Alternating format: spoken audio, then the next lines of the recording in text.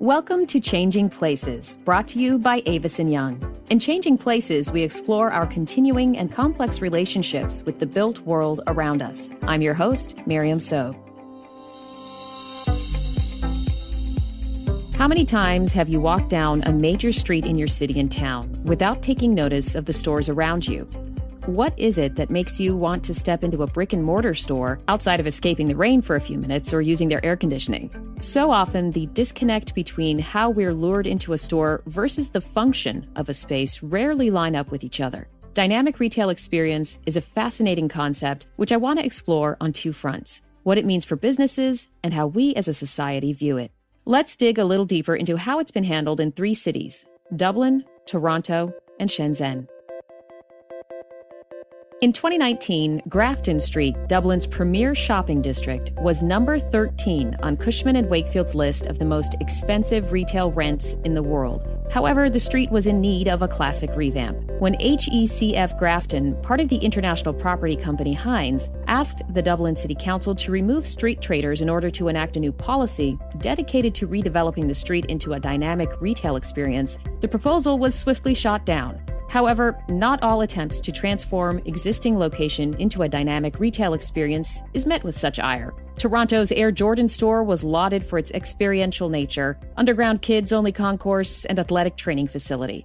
Shenzhen's Burberry store is billed as the brand's first luxury social retail store, which blends the real world and social media while providing shoppers with an immersive digital experience. Dynamic retail experiences can occur in many ways, which is what I'll discuss with my guests, Jeff Dowd of Jeff Dowd & Associates and Stan Yoshihara, Principal Managing Director, Western Region Asset Services at Avis & Young. We'll get their takes on dynamic retail experiences, how COVID has altered the future of dynamic retail experiences, and what it looks like as online retail battles the high street for supremacy, eyeballs, and above all, money. We'll begin in Los Angeles' Little Tokyo with Stan Yoshihara.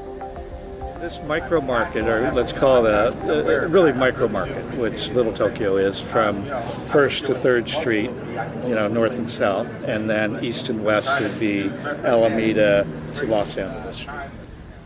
We're in Japanese Village Plaza, and this was developed somewhere, I believe, in the 70s by the Hyun family, and it really took off, and at that time, through the 80s, 90s, mostly Asians and Japanese.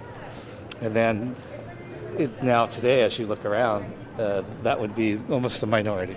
Right? It's a great melting pot of LA in terms of diversification here. The Japanese spirit and the Asian spirit is still here by the restaurants, but eventually there's going to be more, different types of concepts because the consumer's changing. So it has to change a little bit. Well, I think, again, it's a lot of the businesses where they survive, this community is that micro market that supports itself. I'm wondering if Little Tokyo is the dynamic retail experience for someone who's coming here. Because people will come from different areas to come here. It's not just the locals here.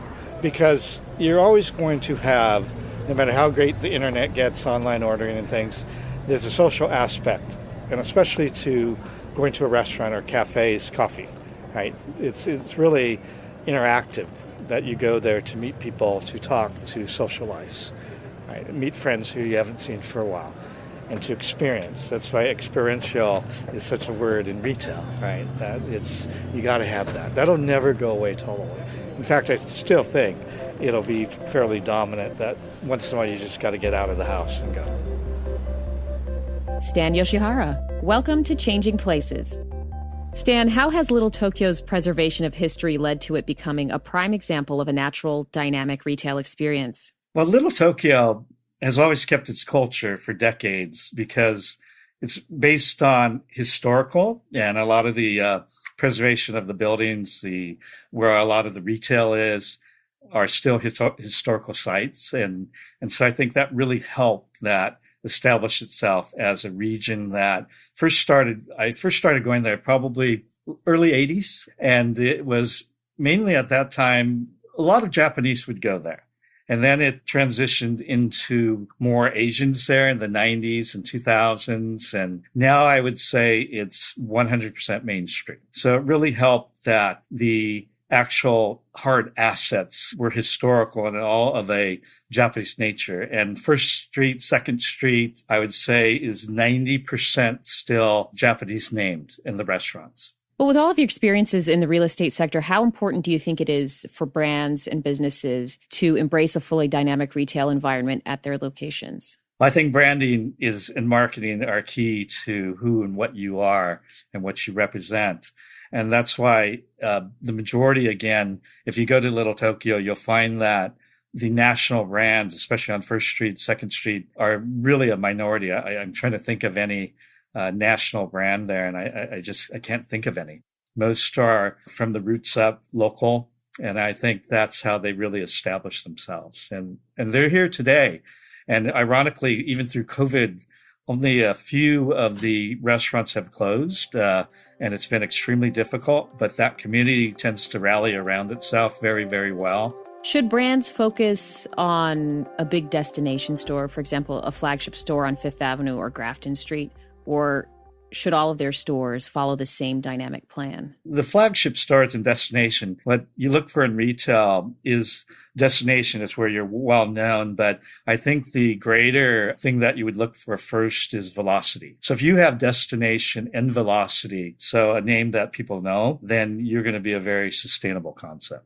When it comes to the quick service retail, the QSR, how are the coffee shops that you've invested in handling this in order to get customers in or have an enhanced experience? You know, those who know are in LA proper, Cafe Dulce, pretty much hospitality is number one. And we made our online ordering and our takeout. We always had it, but with COVID and people not being allowed to sit, right, we look for patios. The patios have really saved a lot of the QSRs and restaurants too, in terms of they made it viable to actually come to a restaurant and sit outside. Well, if you look forward the next 5 years, do you think things will change to the point, for example, we'll see a coffee shop that's interactive, maybe there's some holograms in there, an otherworldly experience in that realm? Is that going to be the norm, or do you think that'll be the exception?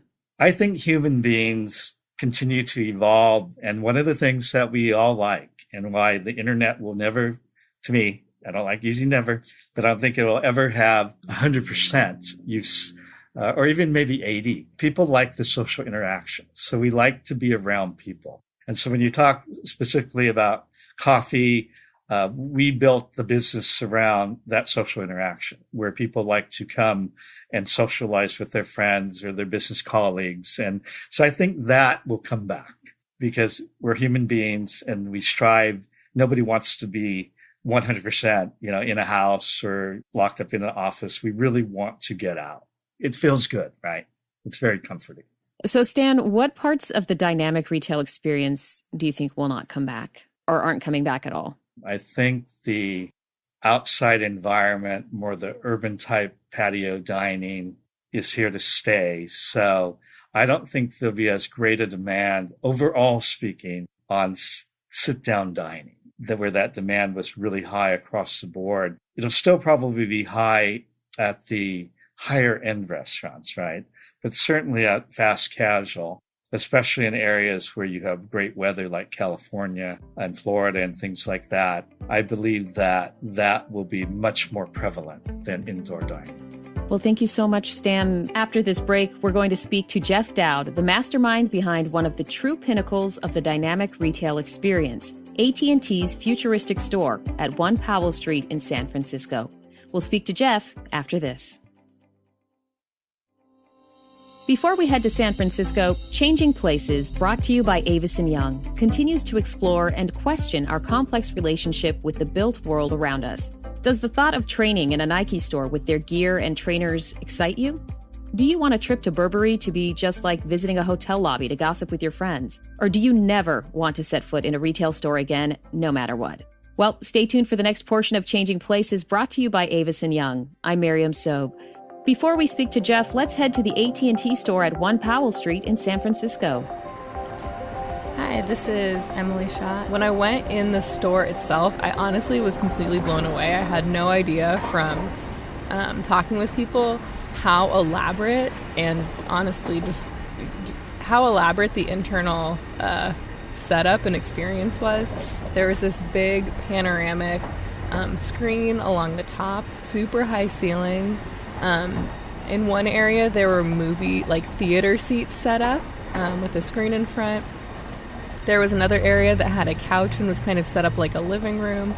They also had a tray of Wonder Woman themed cookies, which it didn't look like, maybe it looked like one or two had been taken. And they had Wonder Woman bags. And upstairs there was this elaborate Friends setup that was for the TV show Friends that had like the complete set of that living room and kitchen with the door all set up so you could kind of be in the space, which was actually really cool. Although one thing I noticed about the upstairs areas, I didn't see one other person up there. I think my overall takeaway from the experience was that most of the people I talked to said that they were there just to take care of business. Jeff Dowd, welcome to Changing Places. Jeff, I'm interested to learn more about your work with AT&T at their location on 1 Powell Street in San Francisco, since it's the pinnacle of a dynamic real estate experience. What was the edict from AT&T when it came to turning the historic 1 Powell building into a model and dynamic real estate experience? So that's a really, really complicated question. and it took a long time to get to an answer because we started out with 1,500 retail stores that had a much different purpose than anything that developed after that, particularly with the Michigan Avenue flagship store, which was the first AT&T theme park that really emerged out of this whole process. It's really nice. It reminds me of Times Square, actually, the way they have the digital presentation across the top.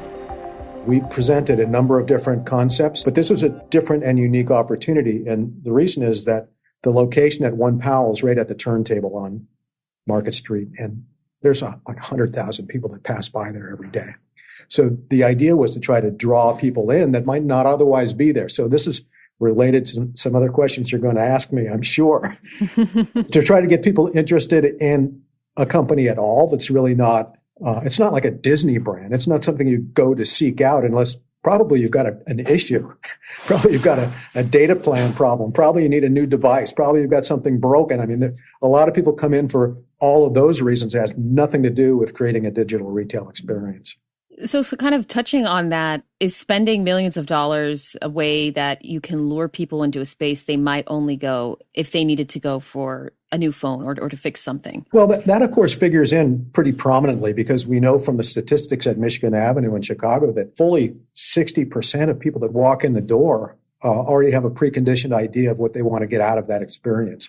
And the theme park notion is a real extension of how do we extend the brand to people that aren't going to be there to embrace our brand, but are going to be there to embrace what we're offering them, which we're hoping is something much more interesting.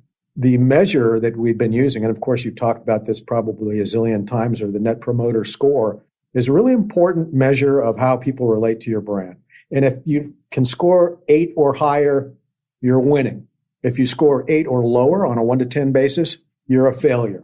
Maybe Disneyland I might recommend because I had such a great time, but there's nothing about the brand that really draws me to the idea that I need to respond to a survey in any way that's possibly favorable or unfavorable to the brand as a whole. That's the kind of challenge that we're facing today, I think. When you mentioned some of these ways of designing the space, I guess what is the solution then to getting people into a retail space that may never interact with it otherwise for like basic necessities? How do you manage to pique their interest and keep them coming back? Well, we had to come up with a concept that was really going to resonate with the local community. That was key. So one of the things we did was we sent out 3 of our people with cameras and other kinds of equipment to gather information and imagery from the area so we could better understand what's happening in the nooks and crannies of San Francisco, not the tourist centers, not the Transamerica building, but the back alleys, the graffitied walls, the secret entrances, the way people get around town is very key to really understanding who lives there and how they interact with their city. So we were connected on that premise. The concept that we came up with that seemed to resonate strongest with the client was the marriage of technology and art. Is that there's a lot of really creative people in the San Francisco area, and we wanted to reflect that in whatever content that was going to be brought to the digital screens inside the store. This is the basis of how we can really sell this idea to the public, is to really draw attention to the idea that what we might do with this presentation could be very technologically related, but also extremely artistic. And if we could hit the right notes with that, I think that we could maybe get all of those 100,000 people at the One Powell turntable to take a look at the 50-foot wide screen that we put that was clearly visible from where they were standing, and try to create something more interesting with it. So we divided that into 3 categories, and those categories are the connected life story, and then the entertainment story, which is really all about DirecTV and Warner Media and things that you don't really associate with AT&T so much. I just wanted to see the Friends set. So it's like the apartment building where Monica and Rachel live most of the time. So it's just like the door, the purple door with the yellow frame, and you have the couch, and you have the dining area. It's just a cute little thing. And they have the dog from Joey's and Chandler's apartment as well. It's also endless. What we were able to do with it was that what do you do with these spaces if you want to reuse them for public events and so forth, is what we were able to tap into what we built with this thing to bring Ludacris on site to give a concert. His music was then delivered to the screen, and the screen was delivering content that was related to Ludacris, and all of it was like a kind of a fantastic live event, which really upped the ante for what we could do with it, and I think really paid off on the idea. Actually, it got all the top executives at AT&T very excited because they suddenly realized that maybe they had something more than just a place where you're going to go in and buy a cell phone. That's really interesting. And it seems like it's a very immersive experience when you design it that way. Yeah, absolutely. Because it was 2 full floors, getting somebody to come in and look at the 50-foot wide screen is one thing, but getting them to go upstairs and understand what smart cities are about, or connected bicycles, or all of the rest of those stories are upstairs. And getting people to go upstairs was a big draw, and we had to use digital devices and lead-ins to bring people up there, to try to extend that space, to try to turn it into more of a theme park than it would really existed on the ground floor. It's really interactive. It's also it's a modern experience, but yet there's a lot of human interaction. It sounds like you were pretty much on the cutting edge pre-COVID, because now a lot of people are more hesitant to go indoors or to be in enclosed spaces. Do you think that that's going to change the way the dynamic retail experience is, or you've sort of set the tone with some of the technological advancements? I think it has to change. We had experimented with a lot of iPad technologies and AR and some other ways of creating Easter eggs around the store and getting people more involved in their experience there. Now, if you can make that really interesting, if you can make AT&T as cool as Disneyland, it's a no-brainer. But that's the challenge, right? To get there is a hard leap. And the entertainment leap was one that they really embraced in order to try to get there. But it doesn't feel like it's going to stick when it comes to how people are relating to brands as simple as AT&T. Let's go and bring those people in and then try to surprise them and delight them with things they didn't expect. I mean, I think Build-A-Bear and American Doll have pretty good concept of this already. So I absolutely think the interaction element is very useful and very good for the customer's experience. And yeah, I think more of that would be beneficial for also a bank. Like my bank actually used to have in the floor this little, what was it? It looks like a small aquarium, so when you walked over it, small fishes disappeared. And that just made me stay longer in the bank just to play around with that. So I think it gives you a great experience inside store, and you feel more comfortable inside the store actually. I like that you keep bringing up Disney, because I'm a huge Disney geek. And I think the way that those spaces are designed, I mean, if you think of Disneyland or even the Nike store, it's an example of a dynamic retail experience where you know exactly where you are. The story's very clear from the minute you enter that space. Is that something more brands from, let's say, a local bookstore to a mega coffee chain should focus their attention on if they want to achieve maximum impact with customers going forward? If you're a Starbucks, I think people have very limited expectations about what their experience is going to be when they walk in that store. And, that's doing pretty well for Starbucks. But if you step it up to Nike, you've got this whole customization thing that's people really revere the shoes. We weren't really there to actually do any shopping. It was mostly to play with the set. It turns out they had other interactive experiences from Space Jam, Wonder Woman, and other things you could play with. We hardly just saw the actual shopping area of the store. It was more the experience of the other things they offered, basically. Are the possibilities endless when it comes to dynamic retail? When we have now with digital and virtual spaces, does it seem like we're just at the tip of the iceberg with creating? Well, I think the only answer as a designer to a question like that is, yeah, absolutely, it is endless. So understanding the brand is everything. You have to go after what we think is going to connect with those customers and get it out there and try things. We have to try, and see if we can come up with new and interesting ways to do it. As a consumer myself, I think if I went to a Tempur-Pedic store, if you had some little Easter eggs hidden around the store or things that I had to look for, I'd probably come in. Why not? It's a battle, man. And I have had so many discussions with the executives at AT&T about that very idea. It's like, can we just give them an iPad when they walk in the door and see what happens? Because we're going to have a lot of surprises there. But, they're not ready to spend the kinds of dollars that it really requires to experiment wide open like that without having it work harder, which is something I heard from the executives over and over. Hey, this is a great concept. We love that you're bringing in social media. We love that you're allowing our customers to respond live in the store to things that are happening. It's all great. But can you make it work harder? And what that means is, can you sell more product? So I didn't come in to get a discount. I might want one, but I didn't come in to be bludgeoned with the advertising side. I came in to fix my phone. I think that over the next 5 years, I think advertising has already changed dramatically in 10 years. And in the next 5, wow, I don't know what's happening next, but it's very, very, very difficult to convince any of my advertising clients to engage in television commercial making right now. I would say for a bank, I don't think it'd really work out well just because people need to get in and out. But for like a bookstore or library, that would be a little bit more advantageous, right? Because people could hang out and be in that type of space and where they could look at multiple books or whatnot. And for a younger youth, that would be something that I wouldn't mind seeing implemented in such places like that. We can kind of come in and sit around and talk to people like, oh, well, I just want to get my money and make sure all of my stuff's together. But I know if they kind of merged it with things that you're actually needing to do, like I want to talk to my financial advisor, for instance, at the bank, or if it was something that was like uniquely targeted to whatever retail experience that company has, then I think it would be worthwhile. And I think people would be open to it.